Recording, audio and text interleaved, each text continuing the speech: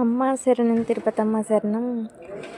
మేమైతే మునియేటి తీరానికి అయితే వెళ్తున్నాము. మా ఊరోళ్ళు కూడా కలిసారు. వాళ్ళతో పాటు కలిసి అందరం అయితే తట్టా బుట్ట సర్దుకొని మేము వేసుకోవాల్సిన డ్రెస్సులు తీసుకొని మునియేటికి అయితే వెళ్తున్నాము.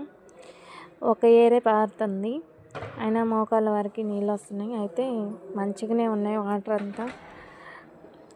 ఇక్కడ మునియేటిలోనే చిన్న చిన్న బాతులు ఒక దుకాణమే పెట్టారు. మా అక్క అయితే కుక్కలన్నా పిల్లులన్నా బాతులన్నా ఏమన్నా కొంచెం ఇష్టం ఎక్కువ.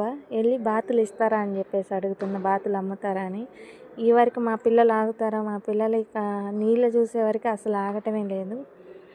ఊరికే ఇక ఏట్లో పరిగెత్తుతూ ఆడుతూ దుంకుతూ ఉన్నారు. పెద్దమైతే అసలుకే ఆగట్లేదు. వెళ్ళి నీళ్ళల్లో కూర్చొని మీరు కూడా రండి రండి అని పిలుస్తుంది. చిన్నామె కూడా ఆమెను చూసి చిన్నామె కూడా ఇక నీళ్ళలోకి అయితే ఇక పరుగులెడుతుంది.